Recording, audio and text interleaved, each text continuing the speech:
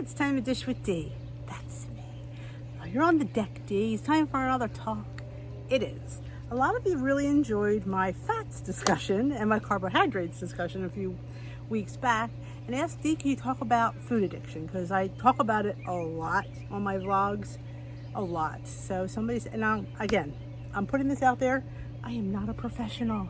This is just my experience, what I go through. Honestly, if you really think you have any of these issues, please talk to your doctor. I'm going to put that out there before I say anything. But some information never hurts anybody. So I could look up just as good as anybody else. So I found some, this is from an eating disorder website, because food addiction is an eating disorder. It's not talked about as often as it should be, but all right, this is from the food addiction eating disorder hope.com. Because we'll start with what is food addiction? Food is essential to human survival, and it is an important aspect of our wellness. In addition to a means of pleasure and enjoyment, food not only provides needed sustenance, it also adds a gratification factor through various tastes, smells, textures, etc. However, for many individuals, food addiction can become as serious as drugs are as to a substance abuser, and I totally believe that. I mean, food could kill you too. But the sad part is we have to live with our addiction. Substance abusers usually don't. For men and women suffering from an addiction to food, highly palatable food, which are often rich in fat, sugars, or salt, trigger chemical reactions to the brain that induces a feeling of pleasure and satisfaction. This reaction has been explained as comparable to an addict's response to their substance of choice, as it activates the same brain reward center. Food addicts become dependent upon their good feelings that are obtained from consuming certain foods, which are often perpetuates a continued need to eat, not even when not hungry. These behaviors generate a vicious cycle. As the food addict continues to gorge upon foods that induce pleasurable feelings, they often overindulge and eat beyond what is required to satiate a normal nutrition. This can lead to several physical, emotional, and social consequences, such as digestive issues, heart disease, obesity, low self-esteem, depression, and isolation. A food addict will often re-engage in these destructive behaviors even amidst undesired consequences due to the need to the induced feeling of pleasure. Oh yeah, it's gonna, you're gonna be depressed about it, but you can't stop yourself. Oh my God, yes. Because of the ferocious cycle of the food addict and the detrimental consequences associated with this behavior, it is critical that a professional help is sought. If you or a loved one has been struggling with addiction, food, consider the possibilities. I'm telling you, it definitely is in a condition. And it's funny because one of the things is, I'll get to that. Food addiction is likely the cumulative of several factors to interplay an overall cause of this disorder. A man or woman may develop an addiction as a result of biological, physiological, or social reasons. Biological causes that may influence the progression of the eating disorder might include hormonal imbalances, abnormalities in various brain structure, side effects used of a certain medications, or having family members with this type of issue. It also may be the result of psychological factors. Factors in this category might include emotional or sexual abuse, being a victim or a survivor of a traumatic event, having an inability to healthy cope with negative situations, chronic or low self-esteem, or experience grief or loss. Psychological factors such as these can influence an individual to use food as a coping mechanism to relieve the painful emotions that have resulted. Lastly, there are several social implications that may be involved with a food addiction, including factors such as disturbances in family functions, pressures from peers or society, social isolation, child abuse, lack of social support, and stressful life situations. In addition to food can also be associated with other co-occurring disorders such as eating disorders, substance abuse, because food addiction is a complex mental health issue that can have serious complications if untreated. It is highly recommended that professionals help is sought. Definitely. definitely. Signs and symptoms. So me. Gorging on more than food that can have gorging in more food than one can physically tolerate. Eating to the point of feeling sick. Going out of your way to obtain certain foods. Not lately though for that one. Continuing to eat certain foods even though you're no longer hungry. Eating in a secret isolation. Hiding when you eat. Avoiding social interactions, relationships, or functions to spend time eating certain foods. Difficulty functioning in a career or job due to decreased efficiency. Spending a significant amount of money on buying certain foods or for binging purposes. Decreased energy, chronic fatigue. Difficulty concentrating, sleep disorders such as insomnia or oversleeping. Restlessness, irritability, headaches, digestive disorders, suicidal ideation.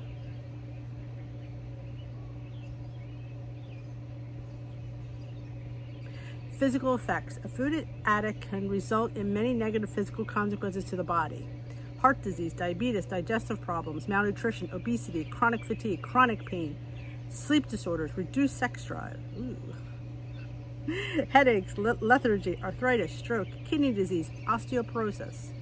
Psychological effects. Low self-esteem, depression, panic attacks, increased feelings of anxiety, feelings of sadness, hopelessness, or despair. Increased inability, especially to access desired food, is restricted. Yeah, somebody tells you no, you can't have that. That gets a little bit crazy.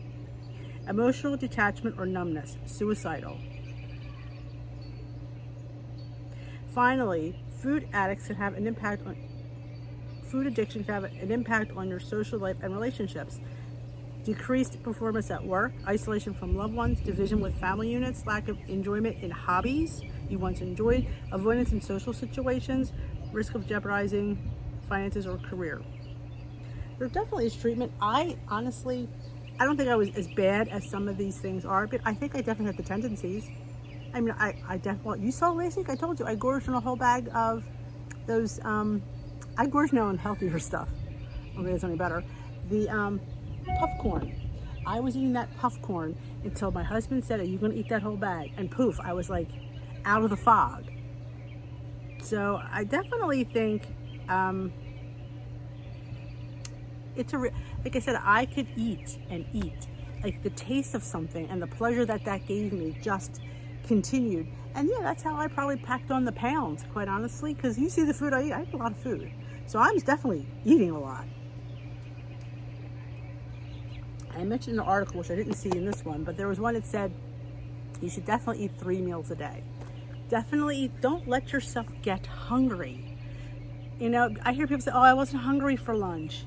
You're probably hungry. You just don't want to eat it. Nobody says you have to have a sandwich and chips. You could have like some veggies and dip and some hummus or a banana or something satiating. Because let me tell you something. You go from A to 3 without 2. When you get to 3, you're going to be starving. And when you go into a meal starving, a whole bad things happen. But it's definitely a lot to think about and a lot to process. Definitely, if you feel you fall into any of these categories, you really should talk to somebody. I mean, I love being here for you guys. Don't get me wrong, but I can't really help you. And you definitely need, if you're in it really bad, they say the one thing that I didn't say it in this one, but on the article I read, it says do not diet. That is the worst thing you could eat is diet. Eat healthy, eat normal as best you can. Watch your portion sizes. You know, that is, Weight Watchers doesn't talk about that a lot as much as I wish they would, but have portion sizes. If you go on your app and you put a food in, it tells you what the portion is. Watch your portion sizes, but eat really good. Eat your breakfast, eat your lunch, eat your dinner.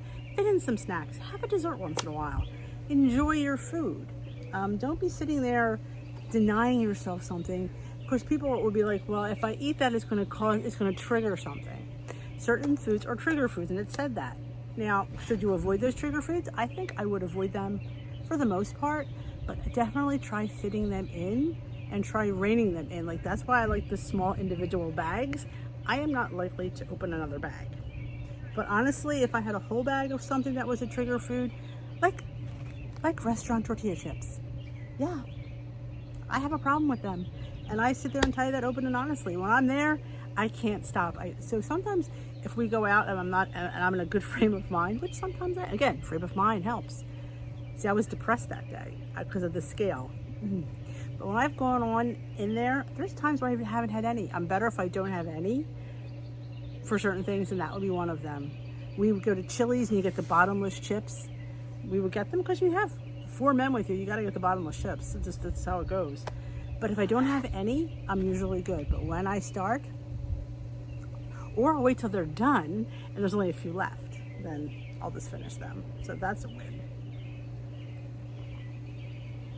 Honestly, recognizing something, I mean, is there a treatment for it? I couldn't tell you what the treatment is. I personally, for my addiction, it was easier for me to portion control things out in individual bags for certain things and fitting something in. When I deny myself something totally, I feel like I'm on a restrictive diet. So that is why I've created weird food, like mug cakes for cake. Like if I go without having cake, that would be a sin. Baked chips, veggie crisps. I love the veggie crisps. They make me feel like I'm having potato chips. I have a bag, I'm good. But that's what works for me. I mean, it might not, maybe you're worse off than I was. I mean, I had definitely have a gorging problem with certain things, and definitely when I'm depressed and sad, I turn to food. Obviously, I did it last week, and I knew better. And we all know better, but it doesn't stop it from happening. It just doesn't. I mean, how do you get out of that pattern? That's a hard one. You have to find a good support system. Come to Tea with Dee. Sometimes listening to us talk and getting motivated by something that somebody says might enlighten you. Like for me, it was, which didn't help for a while, but it was that challenge that Susie Bowie threw out there. And I don't usually do challenges. Now I know why. But it was just something to focus on. Like it's not anything specific. It's something that's just different. So I focused on that. I felt I did well. The scale, of course, didn't show it, but how much I can do about that. I don't got the dog. But what I want to run home is you're not alone, and you're not weird, and you're not strange. Like what this article didn't say as well is when you're in that zone of that food, it releases that serotonin in your brain, which makes you feel good while you're eating it. Mind you, once you're done, you feel like shit. Like, why did I do that? Now, did I feel bad about the popcorn? Honestly, I didn't.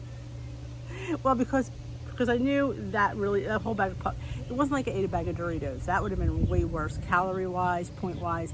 This was actually, I could tolerate it. But yeah, did my scale go up that week? Sure did.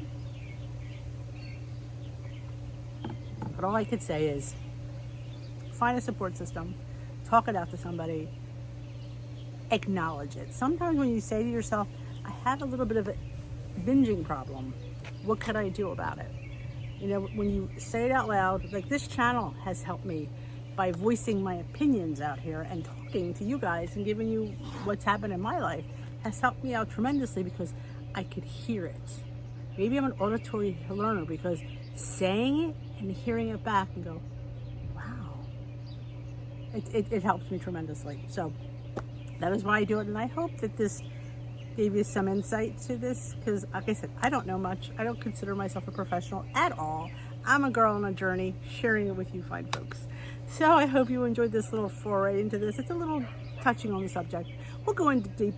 If you guys want, we can go over it again and maybe talk about it at a live here on the channel. If you haven't already subscribed to my channel, I'd love you to hit that bell and join the Dish with Dee community.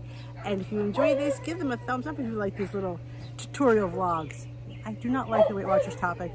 I like these kinds of topics that are more realistic in my life. So I hope they're realistic in your life as well. If you have something you want me to vlog about, leave it in the comments section below. I would love to talk with whatever guys want to hear about. That's what I do. Have a nice day. We will dish another day, folks.